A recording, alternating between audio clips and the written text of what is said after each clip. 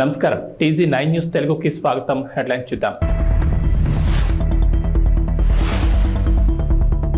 తెలుగు రాష్ట్రాల్లో నామినేషన్లకు 2 రోజులే సమయం.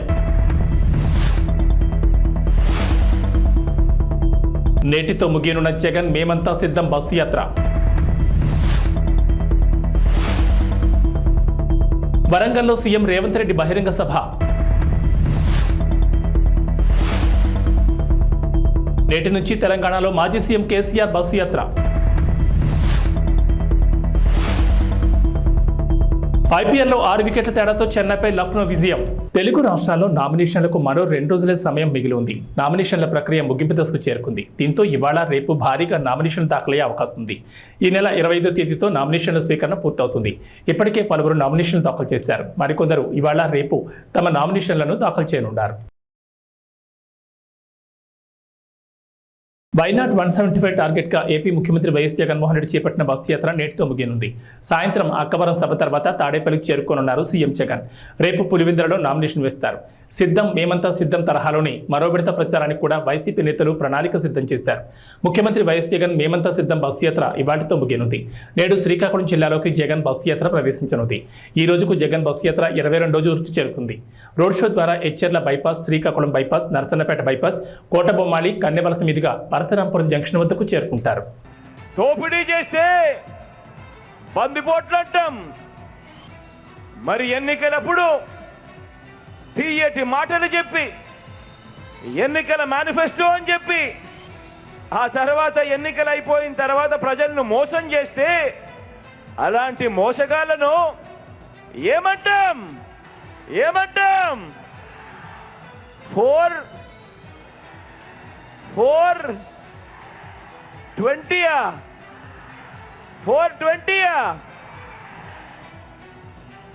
బాగా చెప్పారు. అలాంటి వాళ్ళను 420 అనే అంటారు. చంద్రముఖి బృందం అని కూడా అంటాము. అందామా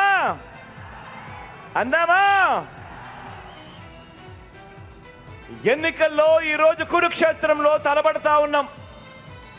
జగన్ను ఓడించాలని వారు, పేదల్ని గెలిపించాలని, ఇంటింటి అభివృద్ధిని కొనసాగించాలని మనం చేయబోతున్న ఈ యుద్ధంలో మరో చారిత్రాత్మక విజయానికి సొంతం చేసుకునేదానికి మీరంతా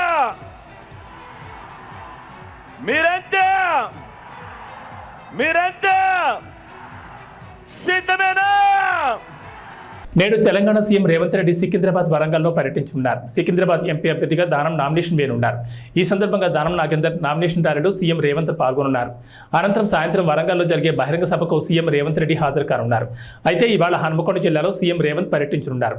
కాగా మడికొండలో కాంగ్రెస్ నిర్వహిస్తున్న ప్రజాగర్జన సభలో రేవంత్ రెడ్డి పాల్గొనున్నారు.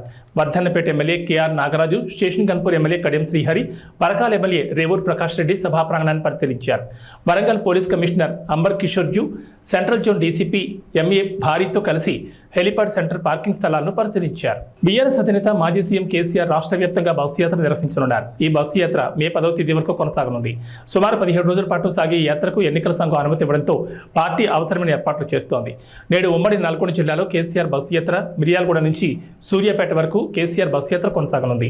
బీఆర్ఎస్ విడుదల చేసిన టూర్ షెడ్యూల్ ప్రకారం సూర్యాపేట, వరంగల్, కరీంనగర్, మహబూబ్ నగర్, ఖమ్మం, నిజామాబాద్ జిల్లా కేంద్రాలతో పాటు రామగుండం, కొత్తగూడెం, వేణవంక ప్రాంతాల్లో కేసీఆర్ బస చేస్తారు. కేసీఆర్ పాల్గొనే ఒక రోడ్ షోకి మరో రోడ్ షోకి మధ్య దాదాపు 10 నుంచి 12 గంటల సమయం ఉంది.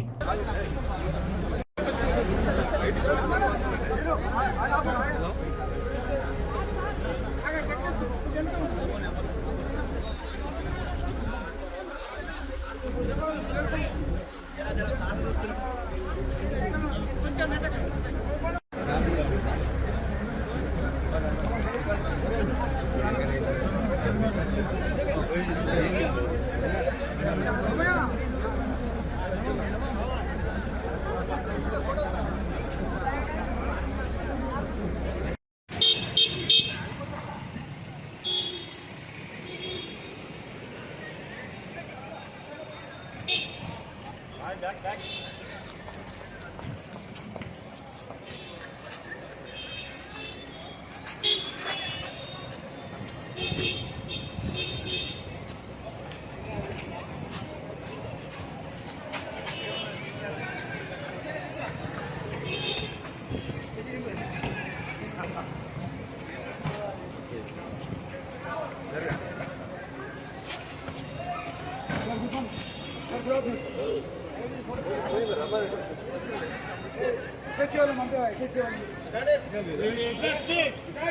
అది కాదు మీరు అడ్డుండొద్దంటే మీరే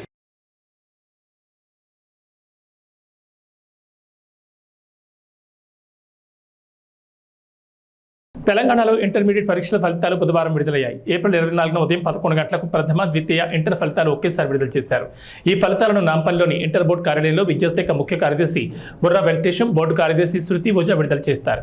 ఫిబ్రవరి 28 నుంచి మార్చి 19 వరకు జరిగిన ఇంటర్ పరీక్షలను రాష్ట్ర వ్యాప్తంగా 9,80,978 మంది విద్యార్థులు రాశారు.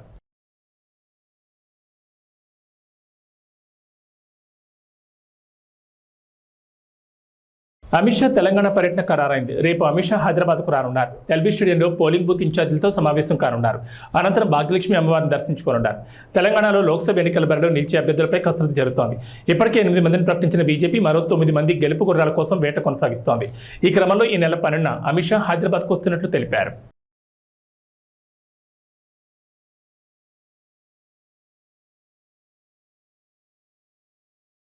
లోక్సభ ఎన్నికల్లో భాగంగా 3వ దశలో పోలింగ్ జరగనున్న 95 స్థానాల్లో 1,351 మంది పోటీ పడుతున్నట్లు కేంద్ర ఎన్నికల సంఘం ఓ ప్రకటనలో తెలిపింది. 12 రాష్ట్రాలు, కేంద్రపాలిత ప్రాంతాల పరిధిలోని ఈ 95 స్థానాల్లో మే 7వ తేదీన పోలింగ్ జరగనుంది. 1,351 మందిలో మధ్యప్రదేశ్లోని బైతూల్ స్థానం నుంచి అదృష్టాన్ని పరీక్షించుకుంటున్న 8 మంది అభ్యర్థులు ఉన్నారు. వాస్తవానికి ఈ స్థానానికి 2వ దశలోనే పోలింగ్ జరగాల్సి ఉంది. అయితే బీఎస్పీ అభ్యర్థి మరణంతో కేంద్ర ఎన్నికల సంఘం ఆ స్థానంలో పోలింగ్ను 3వ దశకు మార్చింది. 3వ దశకు సంబంధించి 95 స్థానాలకు మొత్తం 2,963 నామినేషన్లు వచ్చాయని, వాటిలో 1,563 నామినేషన్లను ఆమోదించినట్లు ఈసీ తెలిపింది. ఈ నెల 22వ తేదీతోనే నామినేషన్ల ఉపసంహరణకు గడువు ముగిసినట్లు వెల్లడించింది.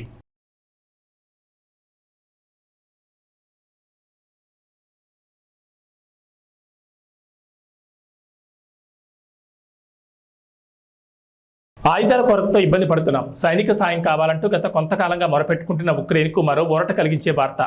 ఇప్పటికే $61 బిలియన్ ప్యాకేజీకి అమెరికా ప్రతినిధుల సభ పచ్చజెండా ఊపడంతో తెలిపిన పడ్డ ఉక్రెయిన్కు మంగళవారం బ్రిటన్ కూడా సైనిక ప్యాకేజీని ప్రకటించింది. 542 కోట్ల సాయాన్ని అందించనున్నట్లు బ్రిటన్ ప్రధాని రిషి సునాక్ తెలిపారు.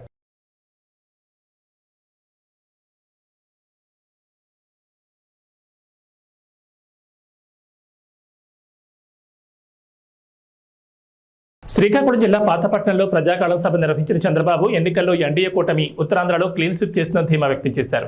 తాము అధికారంలోకి వచ్చాక రైతులను అన్ని విధాలా ఆదుకుంటామన్నారు. గిట్టుబాటు ధర, పంటల బీమా అమలు, రాయితీపై వ్యవసాయ యంత్రాలు, పరికరాలు అందిస్తామని చెప్పారు. వ్యవసాయంలో ఆధునిక సాగు విధానాలు తెచ్చి ఖర్చులు తగ్గిస్తామని భరోసా ఇచ్చారు. దేశంలో ఎక్కడ చూసినా శ్రీకాకుళం జిల్లా కార్మికులు ఉంటారన్న చంద్రబాబు తాము అధికారంలోకి వచ్చాక స్థానికంగానే ఉపాధి అవకాశాలు కల్పిస్తామన్నారు. ఇంటి పనులు నియంత్రిస్తామని హామీ ఇచ్చారు. కూటమి గెలుపు కోసం పనిచేయాలని యువతను కోరారు. ఉద్యోగుల పెండింగ్ బకాయిలు చెల్లిస్తామని చంద్రబాబు పింఛన్ల విషయంలో శవరాజకీయాలు చేయొద్దని ప్రభుత్వానికి సూచించారు. పాతపట్నంలోని గిరిజనుల కోసం ఐటీడీఏ, మహిళా డిగ్రీ, పాలిటెక్నిక్ కళాశాల ఏర్పాటు చేస్తామని హామీ ఇచ్చారు. ఈరోజు నేను ప్రజాగళం కోసం పాతపట్నం వస్తే పాతపట్నం కొత్త చరిత్ర రాయడానికి సిద్ధంగా ఉంది. అవునా కాదా తమ్ముళ్ళు అని మిమ్మల్ని అడుగుతున్నా. ఎటు చూసినా జనమే జనం. వెనకానైతే ఎటు చూసినా జనమే కనపడొస్తున్నారు. నేను చాలాసార్లు ఈ నియోజకవర్గానికి వచ్చాను, కానీ ఇంత ఉత్సాహం నా జీవితంలో ఎప్పుడూ చూడలేదు. ఇది చూసిన తర్వాత నాకు అనిపిస్తుంది, రేపు జరిగే ఎన్నికల్లో ఉత్తరాంధ్ర క్లీన్ స్వీప్ చేయబోతున్నామని చెప్పి నేను మీకు విజ్ఞప్తి చేస్తున్నా. ఇక్కడికి వచ్చినప్పుడు ఒక పక్క రామ్మోహన్ నాయుడు మీ అభిమాన నాయకుడు ఎంపీగా గెలిపించడానికి సిద్ధంగా ఉండమని, మూడోసారి ముచ్చటగా ఎంపీగా గెలిపించమని కోరుతున్నాను. ఒక ఫైర్ బ్రాండ్. ఒకసారి చూస్తే ఉత్తరాంధ్ర ముద్దు బిడ్డ ఎర్రమనాయుడు గారి కొడుకు, తండ్రికి తగ్గ తనయుడు అని చెప్పి మరొకసారి మీ అందరికి విజ్ఞప్తి చేస్తున్నా. ఇంకో పక్క ఒక యువకుడు గోవిందరావు గారు, సామాన్య వ్యక్తి. ఈరోజు ఇక్కడ ఎంపీగా ఎమ్మెల్యేగా ఇచ్చామంటే ఒక సాధారణమైన వ్యక్తికి ఎమ్మెల్యే ఇచ్చి గెలిపించే పార్టీ తెలుగుదేశం పార్టీ అని చెప్పి నేను మీకు తెలియజేస్తున్నా. 10 సీట్లలో గెలిపిస్తే మరోసారి ఢిల్లీని ఆటాడించే రోజు వస్తుందని బీఆర్ఎస్ కార్యనిర్వాహక అధ్యక్షుడు కేటీఆర్ వ్యాఖ్యానించారు. కేసీఆర్ నిజాయితీకి కాంగ్రెస్ మోసం, బీజేపీ ద్రోహానికి మధ్య ఎన్నికలు జరుగుతున్నాయని పేర్కొన్నారు. బీఆర్ఎస్ అభ్యర్థులు కాసాని జ్ఞానేశ్వర్, ఆర్ఎస్ ప్రవీణ్ కుమార్కు మద్దతుగా ప్రచారాలు నిర్వహించిన కేటీఆర్ కేంద్ర రాష్ట్ర ప్రభుత్వాలపై తీవ్ర విమర్శలు గుప్పించారు. సార్వత్రిక ఎన్నికల్లో సత్తా చాటి రాష్ట్రంలో పట్టు నిలుపుకునేందుకు భారత రాష్ట్ర సమితి కసరత్తు ముమ్మరం చేసింది. గులాబీ దళపతి కేసీఆర్ బస్సు యాత్రలు చేపట్టనుండగా లోక్సభ అభ్యర్థులకు మద్దతుగా కేటీఆర్ ప్రచార జోరు పెంచారు. గౌరవనీయులైన పెద్దలు, మాజీ మంత్రివర్యులు, మీ అందరికీ ఆప్తులు, గతంలో వర్ధన్నపేట శాసనసభ్యుడిగా ఇవాళ వర్ధన్నపేటకు ఈ ఎన్నికల్లో ఇన్ఛార్జ్గా వ్యవహరిస్తున్న గౌరవనీయులు మరి ఎర్రబెల్లి దయాకర్ రావు అన్న గారు, మరొక ఇన్ఛార్జ్ గారు గౌరవనీయులు పెద్దలు మాజీ చీఫ్ విప్, ఈరోజు హనుమకొండ జిల్లా పార్టీ అధ్యక్షులు గౌరవనీయులు అన్న దాస్యం వినయ్ భాస్కర్ గారు, పెద్దలు గౌరవనీయులు శాసన మండలిలో డిప్యూటీ చైర్మన్ గారు అన్న బండా ప్రకాష్ గారు, మాజీ ఉప ముఖ్యమంత్రి పెద్దలు గౌరవనీయులు మరి స్టేషన్ గన్పూర్ నియోజకవర్గ బాధ్యులు అన్న డాక్టర్ తాటికొండ రాజయ్య గారు, గౌరవనీయులు భూపాలపల్లి మాజీ శాసనసభ్యులు గండ్రా వెంకటరమణారెడ్డి గారు, మాజీ మంత్రివర్యులు గౌరవనీయులు శాసన మండలి సభ్యులు అన్న బసవరాజ్ సారయ్య గారు, మన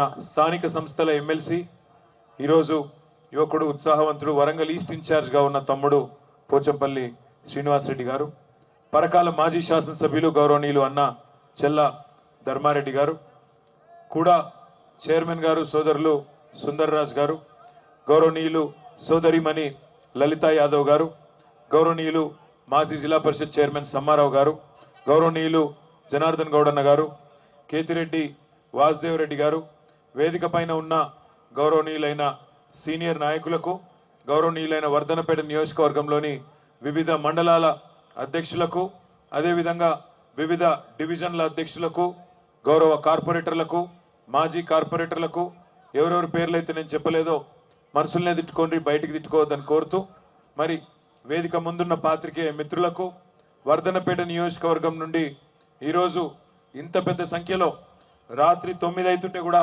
కదలకుండా రేపు వర్ధన్నపేటలో కసి తీరా ఓటేస్తాం, తప్పకుండా ద్రోహులను కసి తీరా కాటేస్తాం అనే విధంగా 50,000 ఓట్ల మెజారిటీ ఇచ్చి మన అభ్యర్థి సుధీర్ కుమార్ గారిని గెలిపిస్తామని ఇక్కడ సమావేశంలో పాల్పంచుకుంటున్న మా అన్నదమ్ములకు, ఆడబిడ్డలకు పేరు పేరున అందరికీ హృదయపూర్వకంగా నమస్కారాలు.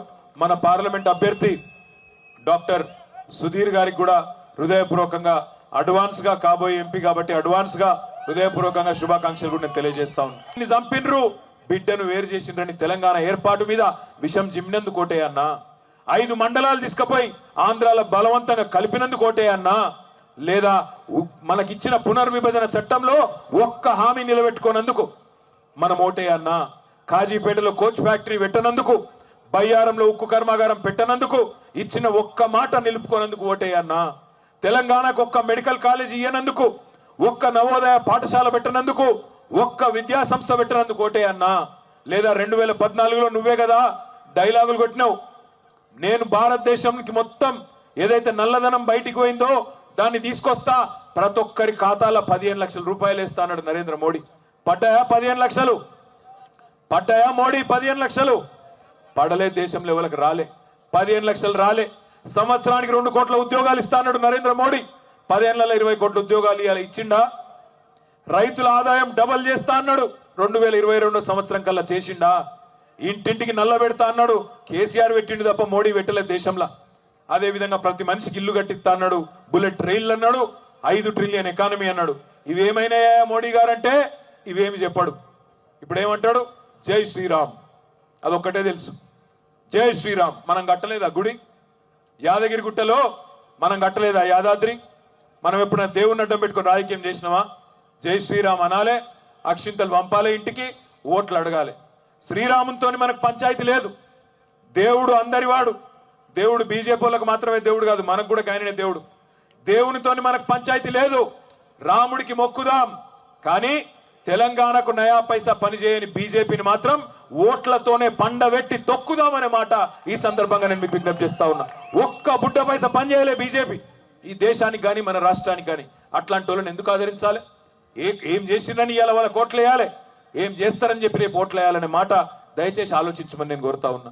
నేను ముగించే ముందు మీ అందరితో ప్రార్థించేది ఒకటే, ఈ పార్లమెంట్ ఎన్నిక సుధీర్ కుమార్ ఎన్నిక కాదు. ఈ పార్లమెంట్ ఎన్నిక మనందరి బతుకు తెరువుకు సంబంధించిన ఎన్నిక, తెలంగాణ భవిష్యత్తుకు సంబంధించిన ఎన్నిక. తెలంగాణకున్న ఒక్క గొంతు కేసీఆర్.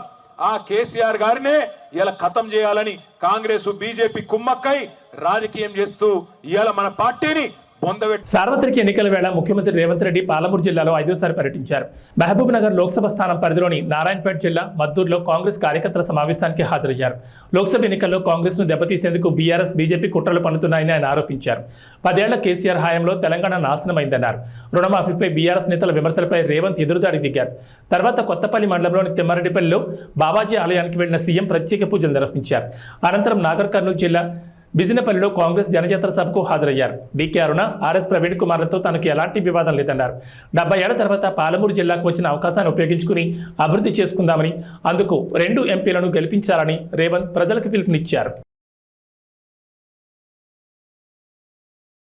సీఎం జగన్పై 26 కేసులున్నాయి. 11 సిబిఐ కేసులు, 9 ఈడీ కేసులున్నాయి. నంద్యాల, విజయవాడ, మంగళగిరి, పొన్నూరు, సరూర్నగర్ పోలీస్ స్టేషన్లో 6 కేసులున్నాయి. జగన్ పెద్ద కూతురు హర్షిని రెడ్డి పేరిట 4.43 కోట్ల విలువ చేసి 4.187 కిలోల బంగారం, చిన్న కూతురు వర్షితారెడ్డిల పేరిట 4.40 కోట్ల విలువ చేసి 3.450 కిలోల బంగారం ఉంది.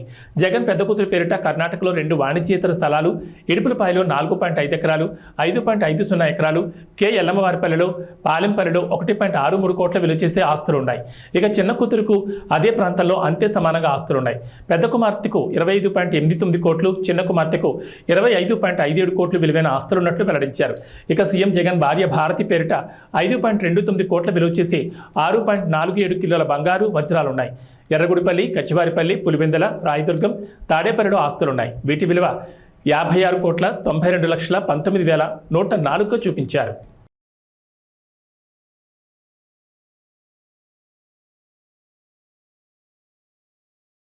హీరో బాలకృష్ణ చిన్న కూతురు తేజస్విని అల్లుడు విశాఖ టీడీపీ ఎంపీ అభ్యర్థి భరత్ పేరిట 393.41 కోట్ల ఆస్తులున్నాయి. భరత్ పేరిట 16.89 కోట్ల చరాస్తులు, 183.95 కోట్ల స్థిరాస్తులు, తేజస్విని పేరుతో 48.36 కోట్ల చరాస్తులు, 44.20 కోట్ల స్థిరాస్తులు ఉన్నాయి. భరత్కి 7 కేజీల గోల్డ్, 51 కేజీల సిల్వర్, తేజస్వినికి 5.3 కేజీల బంగారం, 52.50 కేజీల వెండి ఉంది. ఇక చంద్రబాబు తరపున ఆయన భార్య భువనేశ్వరి కుప్పం నియోజకవర్గంలో నామినేషన్ దాఖలు చేశారు. ఈ సమయంలో ఆమె తమ ఆస్తులను ప్రకటించారు. ఇద్దరికీ కలిపి 931 కోట్ల ఆస్తులున్నట్లు తెలిపారు. 2019 ఎన్నికల నాటి ఆస్తులతో పోలిస్తే 39% పెరిగినట్లు తెలుస్తోంది. 3 కోట్ల విలువైన బంగారం, డైమండ్స్, వెండి ఆభరణాలు ఉన్నట్లు తెలిపారు. అలాగే చంద్రబాబుపై 24 కేసులు ఉన్నట్లు పేర్కొన్నారు. హిందూపురం టీడీపీ ఎమ్మెల్యే అభ్యర్థిగా నందమూరి బాలకృష్ణ నామినేషన్ వేశారు. తన పేరిట 81.63 కోట్ల ఆస్తులున్నాయని ఎన్నికల అఫిడవిట్లో పేర్కొన్నారు. తన భార్య వసుంధర ఆస్తుల విలువ 140.38 కోట్లని, కొడుకు మోక్షజ్ఞ ఆస్తులు 58.63 కోట్లని తెలిపారు. తనకు 9.9 కోట్లు, తన భార్యకు 3.83 కోట్ల అప్పులు ఉన్నాయని వెల్లడించారు.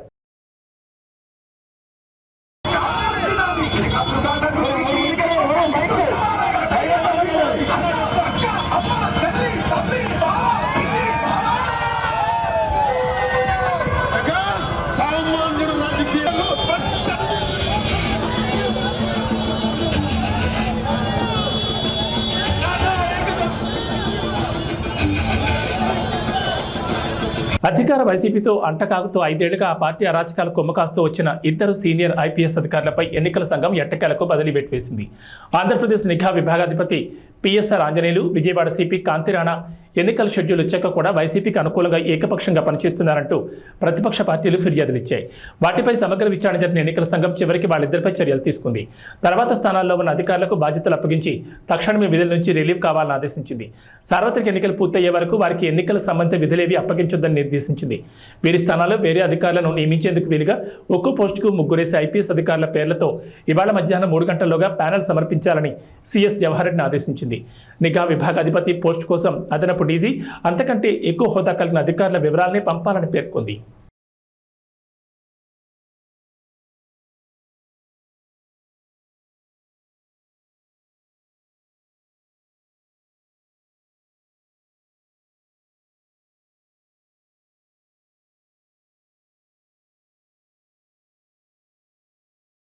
జనసేన అధినేత పవన్ కళ్యాణ్ గత 5 ఏళ్లలో 114 కోట్ల సంపాదించగా పన్నుల రూపంలో 73.92 కోట్లు చెల్లించారు.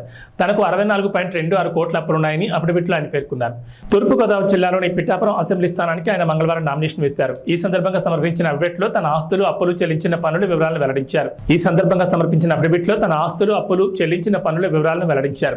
వివిధ బ్యాంకుల నుంచి 17,56,86,84,453, వ్యక్తుల నుంచి 46.70 కోట్లు రుణంగా తీసుకున్నారని, తన వదిన ప్రముఖ హీరో చిరంజీవి భార్య సురేఖ నుంచి 2 కోట్ల అప్పుగా తీసుకున్నారని పేర్కొన్నారు. Mythri movie makers, Haarika Hassine creations తో పాటు పలు నిర్మాణ సంస్థలు, నిర్మాతల నుంచి అప్పులు తీసుకున్న పార్టీ కార్యక్రమాలు, సేవా కార్యక్రమాలు 17.15 కోట్ల విరాళం అందించగా వివిధ సంస్థలకు 3.32 కోట్ల విరాళాలు ఇచ్చారు. AP, Telangana CM relief fund కు 50 లక్షల చొప్పున, అయోధ్య రామ మందిర్ నిర్మాణానికి 30,11,117 రూపాయలు విరాళంగా అందజేశారని పవన్ వివరించారు. రాష్ట్ర ప్రయోజనాల కోసం తగ్గి త్యాగాలు చేసి తెలుగుదేశం పార్టీ ఇబ్బందులు ఉన్నప్పుడు నిలబడి ముందుకెళ్ళాం. అదేవిధంగా చాలామంది బలమైన నాయకులు వారు కొంత త్యాగాలు తప్పలేదు. ఆ భాగంలోనే మాకు మండపేట, రామచంద్రాపురం చాలా ఒక 30-40 నియోజకవర్గాలు మా అభ్యర్థులు, పెద్దాపురం లాంటి నియోజకవర్గంలో కూడా నేను విత్డ్రా చేయడం జరిగింది. అందరినీ సర్దుకోమని చెప్పాను.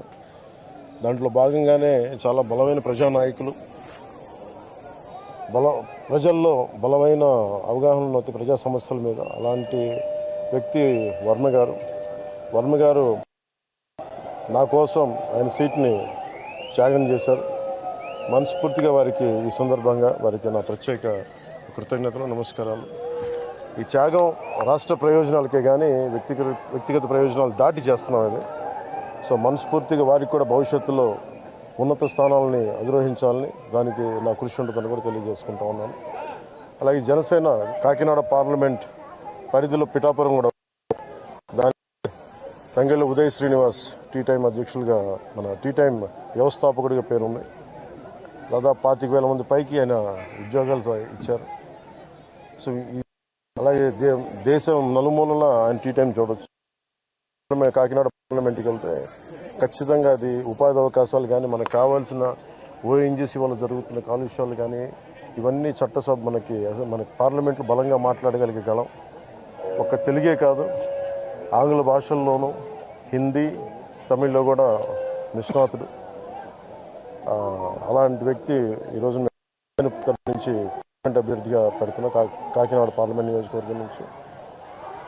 ముఖ్యంగా బుర్రా కృష్ణరాజు గారు, భారతీయ జనతా పార్టీ నాయకులు, వారు మనస్ఫూర్తిగా అండగా ఉన్నారు. వారికి ప్రత్యేక కృతజ్ఞతలు తెలియజేసుకుంటాము.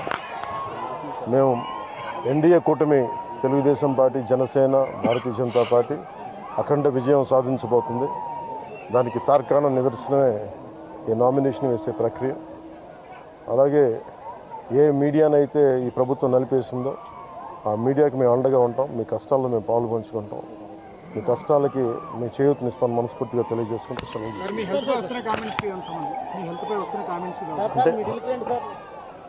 ఏమంటారండి హెల్త్ కామెంట్స్? చెప్పాను కదా ఆల్రెడీ. పెన్షనర్లకు సంబంధించి పింఛన్ ఇంటికి పంపుతారా లేదా, ఎన్నికల నేపథ్యంలో ప్రభుత్వం రాజకీయం చేసే అవకాశం చెప్తారా? దీనికి మీరు ఏం మెసేజ్? ఇది నిజంగా కనుక చీఫ్ సెక్రటరీ కానీ, పోలీస్ అధికారులు కానీ దీనికి అడ్డంకులు కల్పించకపోతే పెన్షన్ ఇళ్ళకే చేరుద్ది. ఖచ్చితంగా. కాకపోతే దీన్ని వాళ్ళు ప్రభుత్వం ఆపాలనుకుంటే ఇది ఖచ్చితంగా ఈరోజు ఈ 1వ తారీఖు ఇంటికి పెన్షన్లు అందకపోతే దాంట్లో ప్రభుత్వం కుట్ర ఉంది.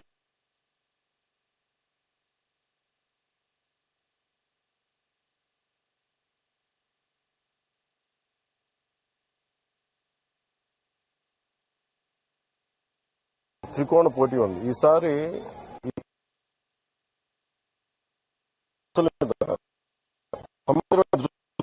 ఇప్పుడు నేను వర్మ గారు విడివిడిగా పోటీ చేయడానికి కలిసి మేము ఉమ్మడిగా ఒక ప్లాట్ఫామ్ సులభం అవుతుంది.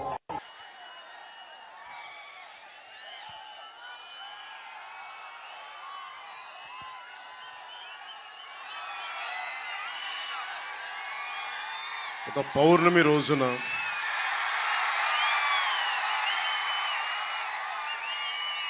ఉప్పాడ, కొత్తపల్లి ఉప్పాడ మండలంలో ఇంత చల్లగా ఉంటుంది వాతావరణం. ఇంత వేడిలో కూడా మీ ప్రేమ ఎంత చల్లగా ఉందంటే వెన్నెలే చెప్తాం.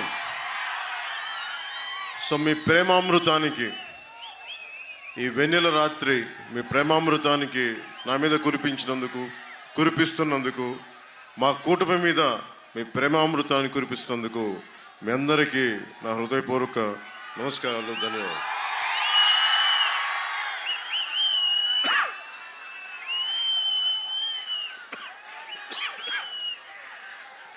ఈ రోజున మంగళవారం పౌర్ణమి, చిత్తా నక్షత్రం, హనుమాన్ జయంతి, శ్రీపాద శ్రీవల్లభుడి నక్షత్రం ఈరోజు. అలాంటి రోజున నన్ను ప్రేమించే నా పిఠాపురం ప్రజల మధ్యలో 70,000 పైనుంచి 1,00,000 వరకు వచ్చి నాకు ఈరోజు మద్దతు తెలిపారు. నాకు ఈరోజు నామినేషన్కి మీ అందరికీ చేతులెత్తి నమస్కరిస్తున్నాం. ఇలాంటి ఘనమైన నామినేషన్ వేయడానికి ఎమ్మెల్యే బలంగా ఉండి ఎమ్మెల్యేగా చేసి ప్రజలందరి మనల్ని భారీ లక్ష్య ఛేదనలో మార్కస్ స్టానిష్ రికార్డు స్థాయి శతకం బాదడంతో ఐపీఎల్ 2024లో లక్నో సూపర్ జైంట్స్ మరో సంచలన విజయాన్ని అందుకుంది. ప్రస్తుత ఎడిషన్లో చెన్నై సూపర్ కింగ్స్ జట్టును సొంత మైదానంలో ఓడించిన తొలి జట్టుగా అవతరించింది. చెన్నై నిర్దేశించిన 211 పరుగుల భారీ లక్ష్యాన్ని 19.3 ఓవర్లలోని 6 వికెట్ల తేడాతో ఘన విజయం సాధించింది. ఏబీ బులెటిన్ విశేషాలు. నమస్కారం.